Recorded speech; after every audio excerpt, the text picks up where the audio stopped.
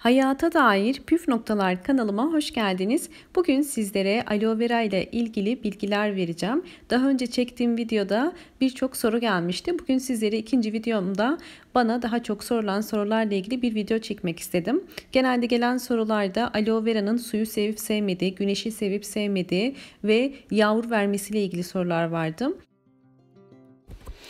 Evet, gördüğünüz gibi aloe vera'larım gayet sağlıklı, içindeki sıvılar dolu ve canlılar. Bunun için aloe veramızın canlı ve bu şekilde sağlıklı olması için ilk olarak sulama yönteminden bahsetmek istiyorum.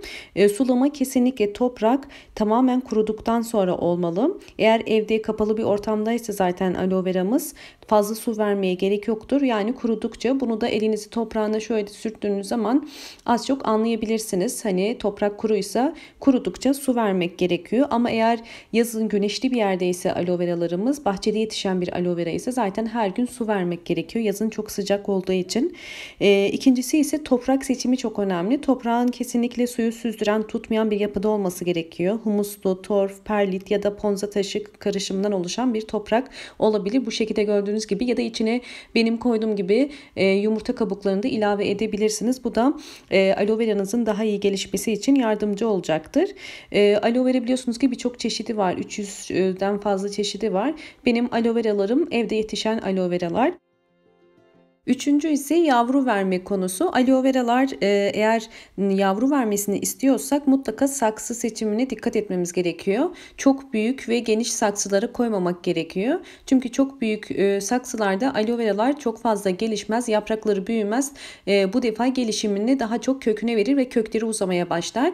Saksılarımız küçük ve ne kadar yüksekliği az olursa o kadar aloe veralarımız daha çok strese gireceklerdir ve daha çok yavru vereceklerdir. Aloe veralar strese girmediği sürece yavru vermezler. Bunun için de mutlaka saksılarının dar ve geniş olmaması gerekiyor. Evet, aloe veramızı bu şekilde kopardığımız zaman içinde bir jel olduğunu göreceğiz. Bu jel kesinlikle çok faydalı, atmamak gerekiyor. Bunu biliyoruz ki cildimize, sağlığımıza, yanığa birçok kozmetik ürünlerinde kullanılan bir jel bu aslında. Aloe veramızı bu şekilde kopardığımız zaman o tekrardan kendini yenileyecektir. Ve kopardığımız jeli elimize, cildimize sürebiliriz. Cildimizi güzel bir şekilde yumuşatacaktır. Evet, dördüncüsü ise aloe veraların güneş alma konusu. Benim aloe veralarım evde yetişen aloe veralar olduğu için kesinlikle güneşte fazla tutmanızı tavsiye etmiyorum. Bakın gördüğünüz gibi bu aloe vera güneşte kalan bir aloe vera oldu. Evet, yavrusu var fakat içindeki sıvılar boşalmaya başladı. Çok güneşte kaldığı için ve zaman ile sararmaya başladı. Eğer böyle bir durum varsa kesinlikle aloe veralarınızı atmayın. Sarardıkları zaman, renkleri gittiği zaman bu aloe veraların çok fazla güneş almasından kaynaklanıyor.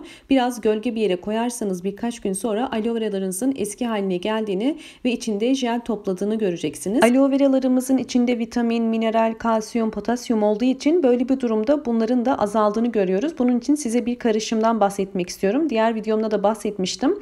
Bunun için içindeki potasyum, vitamini tekrardan geri gelmesi için muz kabuğundan yararlandım. Evde tüketmiş olduğumuz muzların kabuklarını atmayıp bir kavanozun içerisine koyup üzerine biraz su koydum ve bu şekilde ağzı kapalı şekilde 2 gün boyunca beklettim. Şimdi bunu süzüp herhangi bir püskürtme kabına koyup aloe veralarımı bu yöntem ile tekrardan potasyumunu yükseltip yeniden canlanmasını sağlayacağım.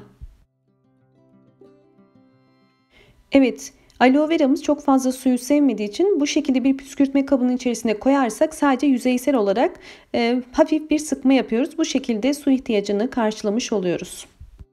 Evet, şimdi size ikinci yöntemim olan kuru maya yönteminden bahsetmek istiyorum. Evde gördüğünüz gibi eğer kuru mayanız varsa, çiçeklerinizin eğer bol bol çiçek açmasını, büyümesini ve gelişmesini istiyorsanız bu yöntemi mutlaka denemenizi tavsiye ederim. 1 yemek kaşığı kuru mayayı şu anda 1 litre suyun içerisine koydum. Mayamızın erimesi gerekiyor. Bunun için ılık su kullanabiliriz. İyice karıştırıp mayamızın erimesini sağlayacağız ve üzerine evde bulunan aspirinlerden bir tanesini ben daha önceden ezdim ve bu şekilde toz halinde kuru mayanın içerisine ilave ediyorum ve iyice karıştıracağım. Biliyoruz ki aspirin aslında bitkilerdeki birçok hastalığa da iyi geliyor. Kuru maya ise tek hücreli bir canlılar olduğu için uygun ortamda gelişiyorlar.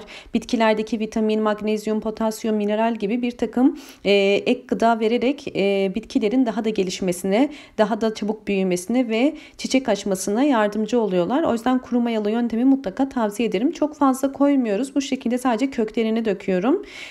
Bitkimizin yeniden canlanması, büyümesi için yardımcı olacak.